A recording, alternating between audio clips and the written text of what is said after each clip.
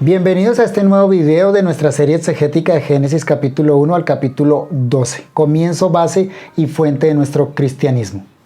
Nos encontramos considerando la segunda sección de Génesis que abarca desde el capítulo 2 versículo 4 hasta el capítulo 4 versículo 26 que hemos llamado la historia de Adán. Hasta el video anterior desarrollamos la primera parte de esta sección que corresponde a la historia de la creación de Adán, capítulo 2, versículo 4 hasta el versículo 25. Ahora pasamos a considerar la segunda parte que corresponde a la historia del origen del pecado, capítulo 3, versículos 1 al versículo 21. En el texto hebreo esta sección está unida a la anterior, lo cual es evidente porque comienza con la conjunción universal hebrea. El punto de unión entre estas dos narraciones es el jardín del Edén, es decir, el mismo escenario. Capítulo 2 y capítulo 3 de Génesis hasta el versículo 21 narran eventos sucedidos en el jardín del Edén. A partir del versículo 22 del capítulo 3 se narra la vida del hombre fuera del paraíso. No obstante, hemos decidido dividir la narración en este punto para un mejor manejo y un mejor entendimiento de estos primeros capítulos del Génesis.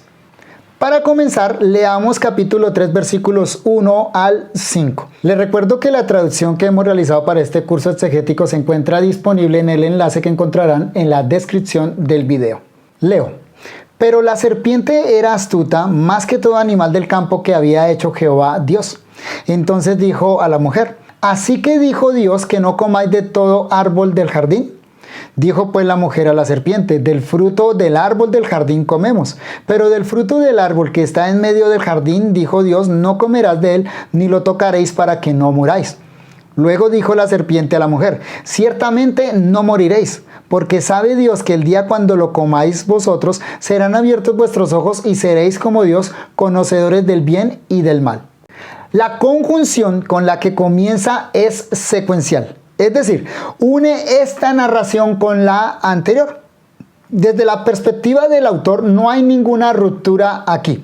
Sin embargo, hemos decidido traducir esa conjunción universal hebrea con el pero en español y no con un y, por el contraste que es evidente cuando leemos los dos capítulos.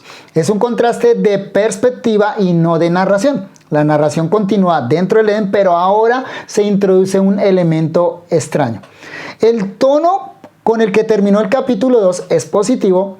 El tono con el que comienza el capítulo 3 es pesimista. El mismo versículo 1 asume este contraste en la manera como presenta a la serpiente, que por demás es un nuevo personaje en la narración. Se nos dice que la serpiente era Arum, en hebreo, astuta, y en el último versículo del capítulo 2 se nos dijo que Adán y Eva estaban Arumim, desnudos. Noten entonces el genio literario de Moisés colocando estas dos palabras con un sonido similar para que avancemos en la narración. Repito, Moisés termina el capítulo 2 diciendo que Adán y Eva estaban Arumim, desnudos, y ahora en el versículo siguiente, 3.1, nos dice que la serpiente era Arum, astuta.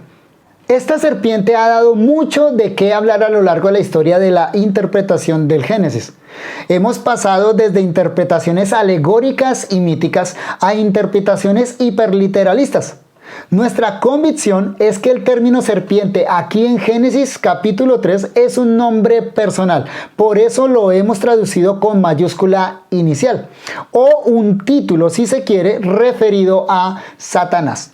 A continuación enumeramos los argumentos que nos llevan a esta conclusión. Primero, el uso del artículo definido para acompañar este sustantivo, este título. Hanahash, dice en el hebreo, literalmente la serpiente, indica a alguien conocido para Adán y para Eva y también para los lectores de Moisés. La serpiente no era alguien desconocido en el Edén. De hecho, el texto deja entrever que la mujer estaba familiarizada con su presencia. El diálogo que establece la mujer con la serpiente es de lo más natural. Segundo, la forma como se describe a la serpiente indica un ser superior a los animales y que no pertenecía a esta clase en particular.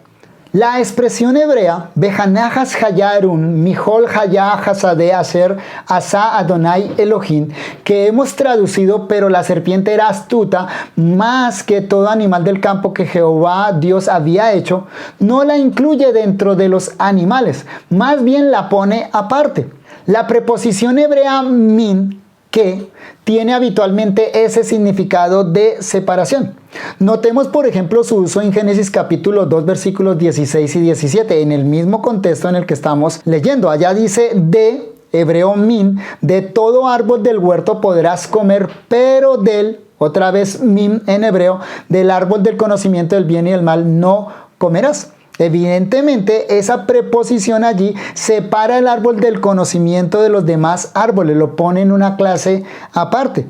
También podemos notar su uso en el capítulo 3, versículo 23, implicando de nuevo separación. Dice el texto, lo expulsó por tanto Jehová Dios del, hebreo min, del jardín del Edén.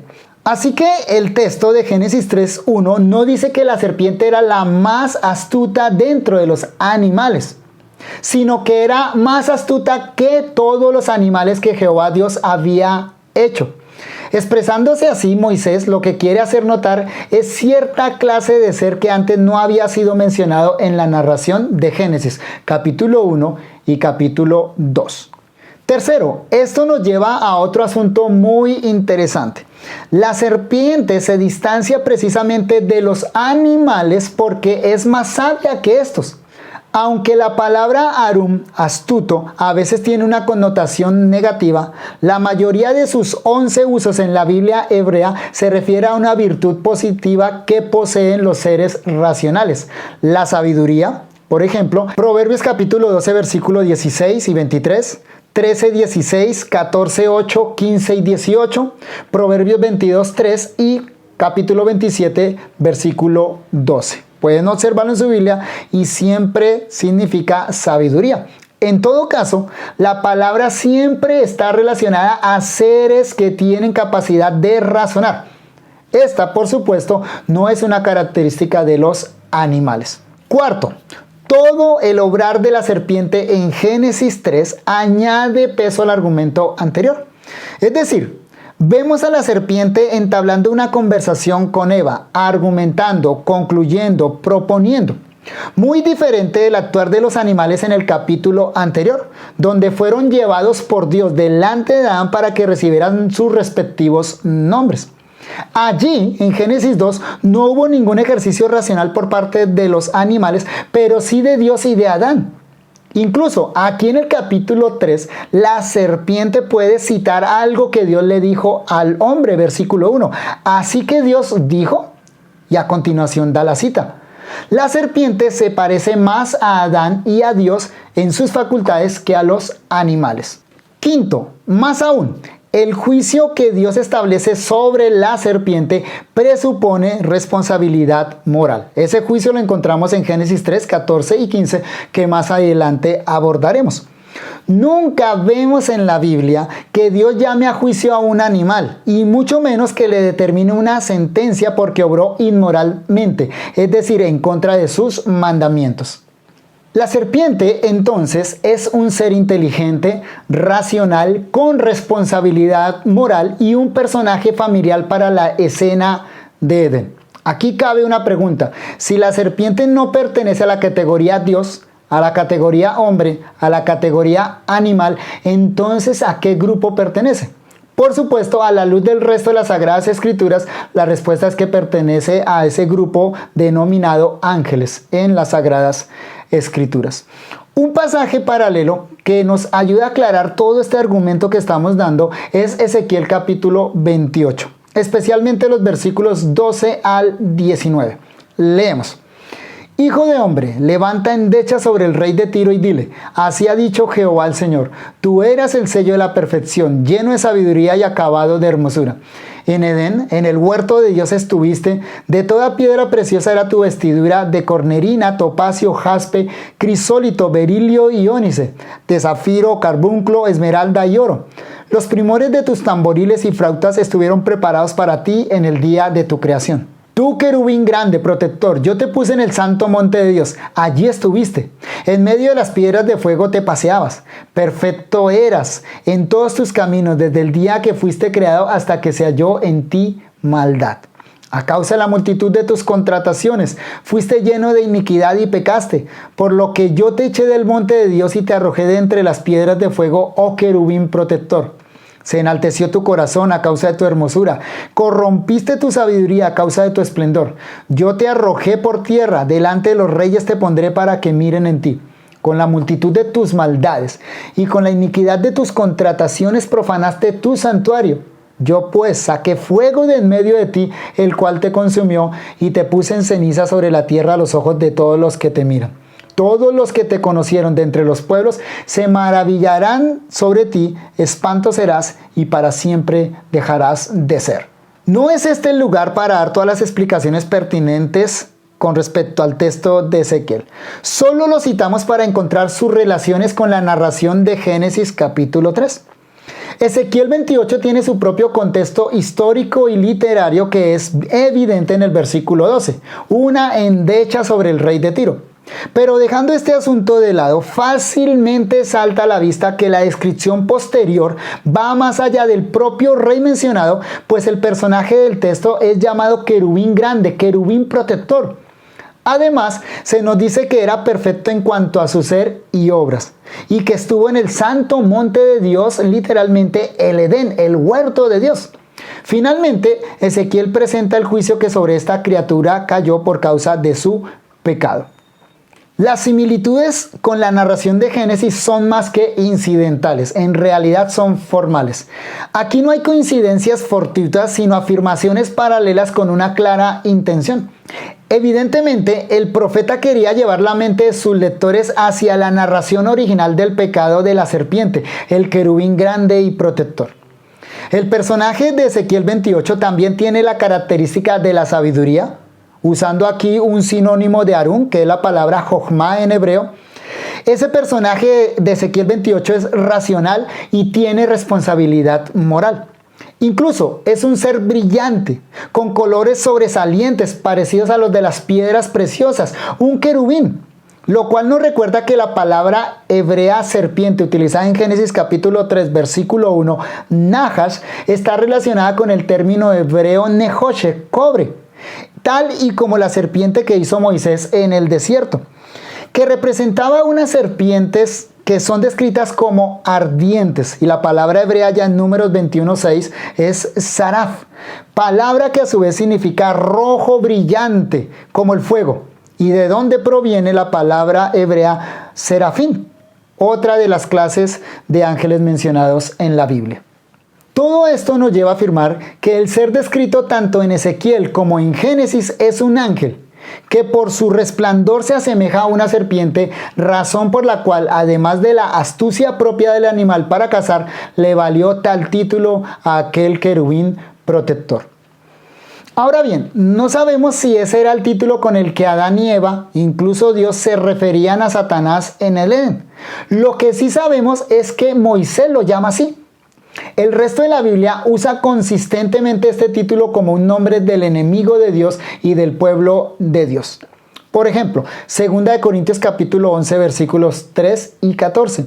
Pero temo que como la serpiente con su astucia engañó a Eva, vuestros sentidos sean de alguna manera extraviados de la sincera fidelidad a Cristo. Versículo 14. Y no es maravilla porque el mismo Satanás se disfraza como ángel de luz. Apocalipsis capítulo 12, versículo 9. Y fue lanzado fuera el gran dragón, la serpiente antigua, que se llama Diablo y Satanás, el cual engaña al mundo entero, fue arrojado a la tierra y sus ángeles fueron arrojados con él. Apocalipsis 12, 14 y 15. Y se le dieron a la mujer las dos alas de la gran águila para que volase delante de la serpiente al desierto, a su lugar donde es sustentada por un tiempo y tiempos y la mitad de un tiempo. Y la serpiente arrojó de su boca tras la mujer agua como un río para que fuese arrastrada por el río. Y Apocalipsis capítulo 20, versículo 2. Y prendió al dragón, la serpiente antigua, que es el diablo y Satanás, y lo ató por 1000 años. El entendimiento correcto de la identidad de este personaje nos libra de dos errores muy comunes en la interpretación bíblica. Primero, el error de pensar que la caída de Satanás sucedió mucho tiempo antes de la caída del hombre. El relato más bien nos enseña que la caída de Satanás consistió en su plan para hacer caer al hombre. El segundo error que nos ayuda a evitar esta interpretación es pensar que Satanás poseyó una serpiente y que originalmente ese animalito caminaba y hablaba, pero que por causa del juicio divino quedó condenada a arrastrarse y ser muda para siempre. Interpretaciones que generan más problemas de lo que solucionan. También podemos añadir que la creación angelical fue parte de la creación de todas las cosas descritas en Génesis capítulo 1. Los ángeles son criaturas de Dios, por tanto, aunque no son mencionadas explícitamente en el capítulo 1, debemos suponer con el resto de las Sagradas Escrituras que su creación sucedió allí. Así que los ángeles tal vez fueron creados en Génesis 1:1 y seguramente antes de la creación del hombre, conforme a la afirmación que encontramos en Job capítulo 38, versículos 4 al 7. ¿Dónde estabas tú cuando yo fundaba la tierra? Házmelo saber, si tienes inteligencia. ¿Quién ordenó sus medidas, si lo sabes, o quién extendió sobre ella cordel? ¿Sobre qué están fundadas sus bases, o quién puso su piedra angular? Cuando alababan todas las estrellas del alba y se regocijaban todos los hijos de Dios. Que la expresión hijos de Dios aquí en Job se refiere a ángeles es evidente por lo que encontramos en Job capítulo 1 versículo 6 y Job capítulo 2 versículo 1. Todo esto nos lleva a la siguiente conclusión. El trono que Satanás atentó no fue el trono universal de Dios. Leímos en Ezequiel 28 que Satanás quiso usurpar el trono de Dios, pero evidentemente Satanás no iba a usurpar el trono desde donde Dios gobierna toda la creación. El trono al que se refiere evidentemente tiene que ver con el Edén, así como es relacionado allá en Ezequiel capítulo 28. Recordemos entonces que Dios coloca a Adán allí en el Edén como su representante, como su vicerregente. De manera que el Edén, por decirlo de alguna manera, era el centro de gobierno desde donde se iba a extender todo el gobierno de Dios sobre la tierra entera. Esa era la tarea de Adán. Entonces, Adán estaba sentado en el trono terrenal de Dios y ahora Satanás en la tentación lo que quiere es usurpar ese trono, algo que finalmente consiguió. Esa es la razón por la cual la Biblia le llama a Satanás el príncipe de este mundo. Por ejemplo, en Juan capítulo 12, versículo 31, Juan capítulo 14, versículo 30 y capítulo 16, versículo 11. Así también lo hace el apóstol Pablo en Efesios capítulo 2, versículo 2. Ahora bien, en ese contexto es fundamental para nosotros como cristianos entender que Jesucristo vino para retomar ese trono. Es decir, cuando nuestro Señor Jesucristo se hace Dios hombre, Él no viene a recobrar el trono universal porque Dios nunca lo ha perdido. Jesucristo como Dios siempre ha gobernado al lado de su Padre, al lado del Espíritu Santo sobre toda su creación. Pero ese trono que Satanás usurpó, que Adán entregó a Satanás, ahora es recobrado por medio de la obra de redención de nuestro Señor Jesucristo. Observemos los siguientes dos textos del Nuevo Testamento. Hebreos capítulo 2 versículos 5 al 18. Dice así la palabra de Dios: porque no sujetó a los ángeles el mundo venidero acerca del cual estamos hablando, pero alguien testificó en cierto lugar diciendo: ¿qué es el hombre para que te acuerdes de él, o el hijo del hombre para que le visites? Le hiciste un poco menor que los ángeles, le coronaste de gloria y de honra, y le pusiste sobre las obras de tus manos, todo lo sujetaste bajo sus pies. Eso fue en la creación original, en Génesis capítulo 1 y capítulo 2. Versículo 8. Porque en cuanto le sujetó todas las cosas, nada dejó que no sea sujeto a él. Pero, dice el autor de Hebreos, todavía no vemos que todas las cosas le sean sujetas. Es decir, ya nada de eso está sujeto al hombre. Versículo 9. Pero vemos a aquel que fue hecho un poco menor que los ángeles, a Jesús, coronado de gloria y de honra a causa del padecimiento de la muerte, para que por la gracia de Dios gustase la muerte por todos. Porque convenía aquel por cuya causa son todas las cosas y por quien todas las cosas subsisten, que habiendo de llevar muchos hijos a la gloria, perfeccionase por aflicciones al autor de la salvación de ellos. Aquí entonces vemos al autor de Hebreos mostrándonos al Señor Jesucristo en su obra de redención, una obra de redención que va más allá de simplemente rescatar al hombre del pecado. Tiene que ver también con recuperar ese dominio que Dios originalmente había entregado a Adán. El segundo Adán, nuestro Señor Jesucristo, recupera ese dominio derrotando a Satanás y ahora lo comparte con sus redimidos. Observen para finalizar lo que dice Apocalipsis capítulo 20 versículo 4. Y vi tronos y se sentaron sobre ellos los que recibieron facultad de juzgar. Y vi las almas de los decapitados por causa del testimonio de Jesús y por la palabra de Dios, los que no habían adorado a la bestia en su imagen y que no recibieron la marca en sus frentes ni en sus manos, y vivieron y reinaron con Cristo 1000 años. Así que todos los que estamos en Cristo Jesús ahora participamos de ese dominio recuperado. Qué grandes noticias, qué maravillosas noticias bajo la perspectiva oscura de Génesis capítulo 3, versículo 1. Habiendo definido la identidad de la serpiente, entonces vamos a pasar al comentario de todo el capítulo 3. Los invitamos para esto a nuestro próximo video. Gracias por estar con nosotros.